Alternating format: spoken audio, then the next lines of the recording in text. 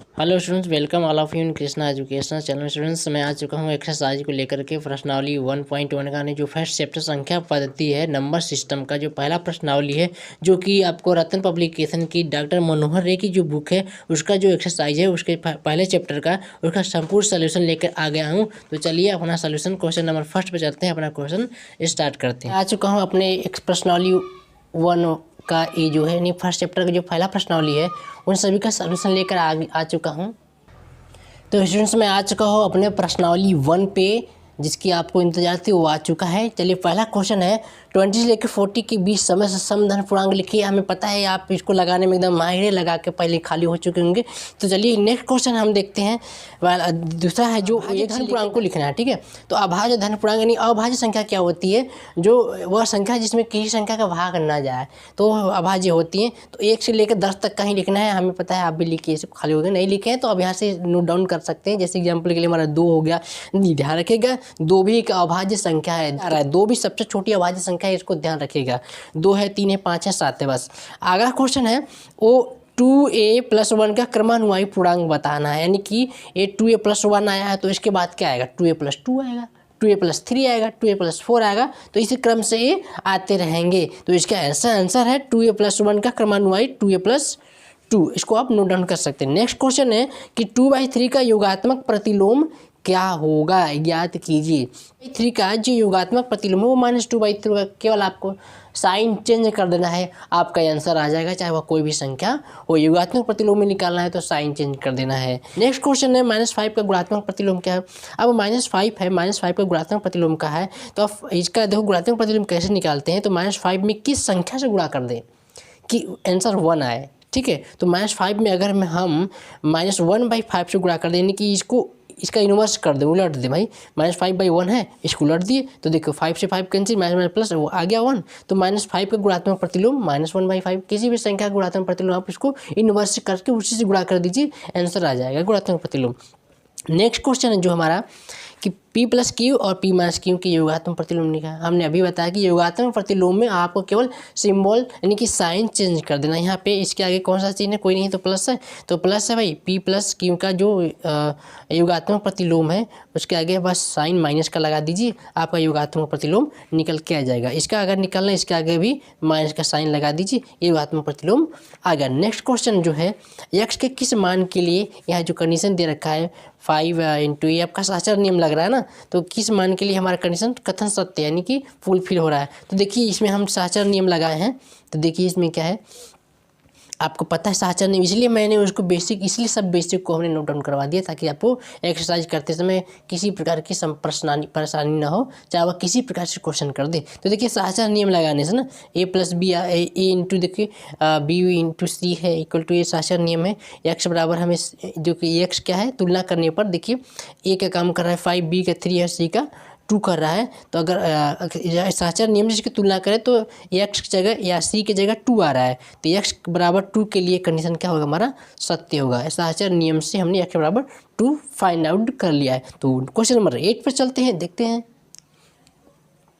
Students. जो 8 number का question है वो है कि पूर्णांकों में ऐसी कौन सी संख्या जो स्वयं की योज्य प्रतिलोम होती है। योज्य प्रतिलोम क्या हो? योज्य प्रतिलोम चाहे योगात्मक प्रतिलोम, बात एक ही होता है। योज्य प्रतिलोम का भी डेफिनेशन हमने लिख रखा है। किसी संख्या का योज्य प्रतिलोम वह संख्या होती है जिसको उसी संख्या से ना, यानी कि मूल संख्या से के साथ योग कर देने पर योगफल 0 प्राप्त होगा, जो ऐसा कि हमने अभी समझाया था। तो देखिए इसमें कहा कि पूर्णांकों में ऐसी कौन सी संख्या जो स्वयं की योज्य प्रतिलोम तो 0 होती है। क्यों? क्योंकि अगर 1 के साथ ऐड करते हैं -1 तो ये 0 तो होगा, लेकिन सेम संख्या तो नहीं है। यहाँ 1 है, यहाँ -1 है, ठीक है। अगर 2 के साथ हम -2 करते हैं तो वो 0 आएगा, लेकिन यहाँ नेगेटिव है, सेम संख्या नहीं है। यहाँ तो बोल रखा है ना जो स्वयं की योज्य प्रतिलोम, ऐसी कौन सा जो स्वयं की योज्य प्रतिलोम की जो स्वयं का योगात्मक प्रतिलोम हो, तो 0 है भैया। 0 में 0 जोड़ दीजिए चाहे घटा दीजिए, आपका 0 ही आएगा। यदि एक समधन पूर्णांक है तो बताइए कि संख्या A-1 A+1 सम है अथवा विषम है। ध्यान से समझिए इसको। यदि ये क्या है, समधन पूर्णांक है, तो बताइए संख्या इतना क्या है, सम होगा या विषम होगा। अगर ए हमारा सम है, देखिए A इक्वल टू हम ले लेते हैं, A इक्वल टू 2 ले लेते हैं, ठीक है। तो हमारा क्या कंडीशन है, हमारा कंडीशन है A-1 और फिर A+1। ये बताना है कि सम है कि विषम है। अगर A इक्वल टू हमारा 2 2 है, चलिए 2 में से 1 घटाए यहाँ करिए, फिर 2 + 1 करिए, चलिए 1 और फिर यहाँ पे कितना आ जाएगा 3, 3 बन जाए 3, लो भैया ये आ गया विषम। आप देख सकते हो विषम है कि सम है, आप खुद डिसाइड कर सकते हैं।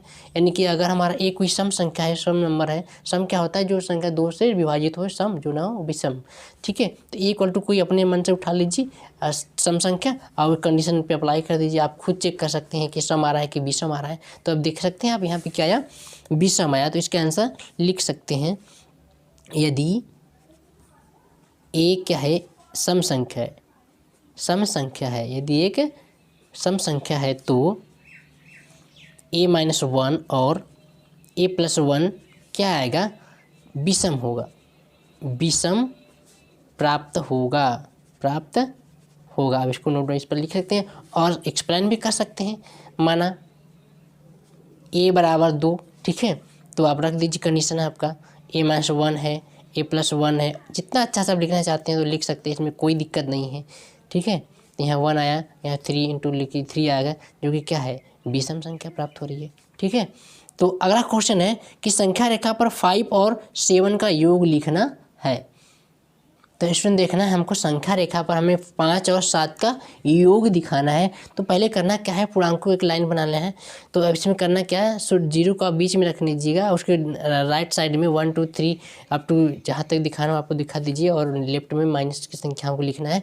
तो क्या करना है, पहले 5 तक चलिए भाई, आपको क्या करना है, 5 और 7 का केवल सम दिखाना है। देख लीजिए हमने 5 गया यहाँ पे, और उसके बाद यहीं से हमें 7 को और ऐड करना है। चलिए 7 को और ऐड कर लीजिए, तो 1 2 3 4 5 6 7। तो अब यहाँ पे इनको भी लाइन से मिला दीजिए, क्योंकि 5 तक तो हो गया, 7 और जाना है, 7 और को क्या कर ऐड कर दीजिए, ठीक है। संख्या रेखा पर हमें क्या दिखाना है, 5 और 7 का योगफल दिखाना है। तो इस प्रकार आप देखिए हमने दिखा दिया, ये हमारा हो गया 5 और 7 का योगफल, ठीक है। अब लिख सकते हैं यहाँ पे 5 + 7 = 12। अगला क्वेश्चन है, देखिए अगला क्वेश्चन है जो वो इस प्रकार है कि निम्नलिखित कथनों में कौन से सत्य है या कौन से असत्य है, उनको बताना है। चलिए इसे देखते हैं कि पहला है, 2 धन अभाज्य पूर्णांकों का गुणन सदैव अभाज्य होता है।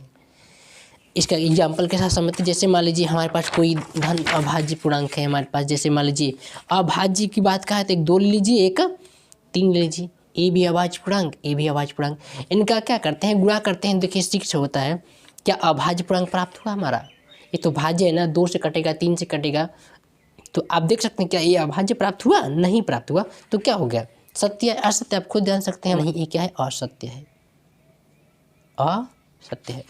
नेक्स्ट क्वेश्चन है, 2 धन अभाज्य पूर्णांकों का योग सदैव अभाज्य होता है। 2 धन अभाज्य पूर्णांकों का योग, देख लीजिए ये दोनों पर यूज करते हैं। 2 + 5 करिए, योग करना है, क्या आया 5। तो आप जानते हैं 5 अभाज्य है कि भाज्य है, चूँकि 5 क्या है हमारा, हाँ 2 धन अभाज्य पूर्णांकों का योग सदैव अभाज्य, गलत है ना, यानी सत्य है, ठीक है सत्य है, ये अभाज्य पूर्णांक प्राप्त होता है। और देख लेते हैं, 3 लेते हैं, +5 लेते हैं, ठीक है। 3 और 5 ये दोनों तो अभाज्य है ना, 2 धन अभाज्य पूर्णांकों का योग, ये देखिए 8 आ गया, ये भाज्य बन रहा है ना। और चेक कर लेते हैं इसी प्रकार, 5 + 7 ले लेते हैं, 12, ये अभाज्य की भाज्य प्राप्त हो रहा है, आप देख रहे हैं ना, यहाँ तो अभाज्य मिला लेकिन यहाँ भाज्य है, यहाँ भी भाज्य है, ठीक है, इन असत्य होगा।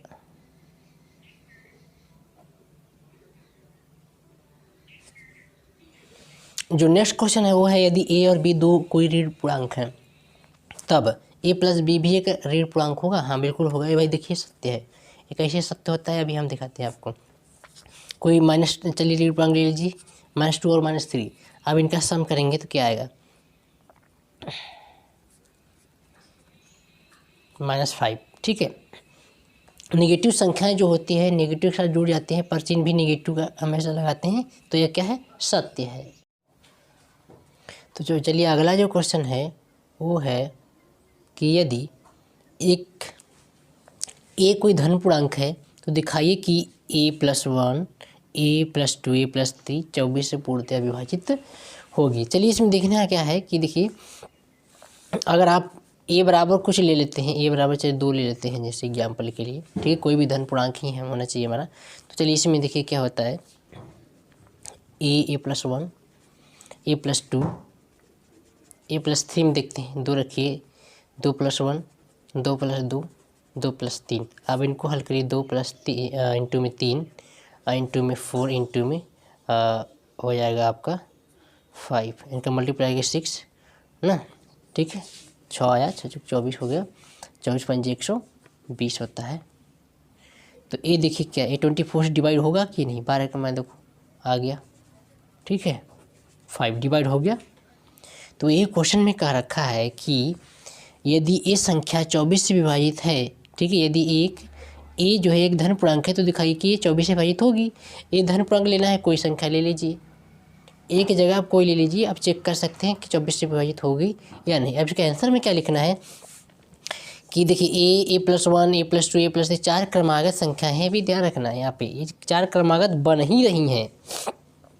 अतः इसमें से एक 4 से विभाजित होगी और एक 3 से विभाजित होगी और एक 2 से विभाजित होगी। अर्थात इस प्रकार देख लीजिए, 4 इंटू 3 इंटू 2 इक्वल 24 आ ही रहा है।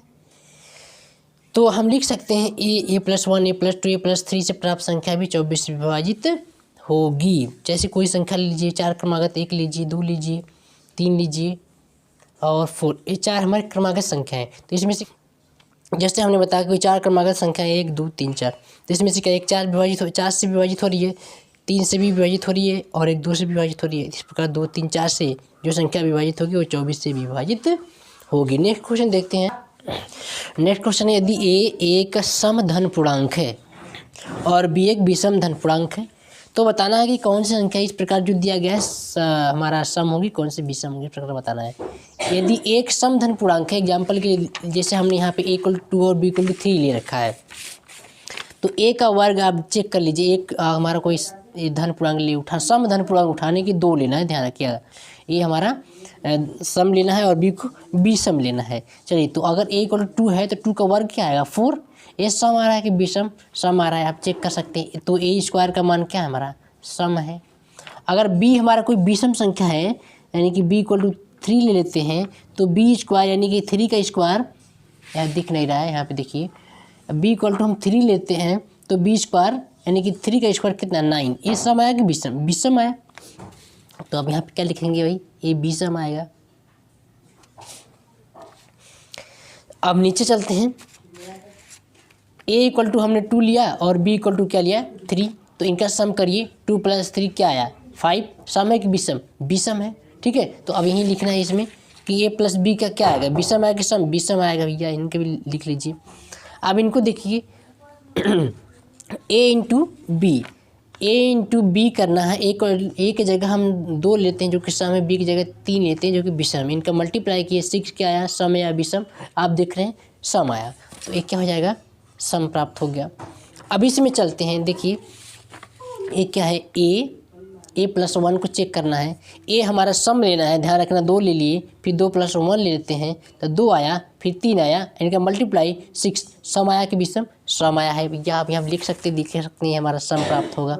अभी नीचे भी उसी प्रकार नीचे जो दिया है उसको देख लेते हैं, वो हमारा b + 1 है, b की जगह हमें विषम संख्या लेनी है, तो चलिए ले लेते हैं, देखते हैं क्या आता है, 3, ये हमारा मल्टीप्लाई है 4, 8, 12 आ जाएगा, विषम आया या सम, आप खुद देख सकते हैं कि सम आया है। अब सम भाई क्या होता है आपको पता होने चाहिए, जो 2 से कटे या 2 से विभाजित हो सम, जो न कटे, जो 9 विभाजित तो विषम होती है।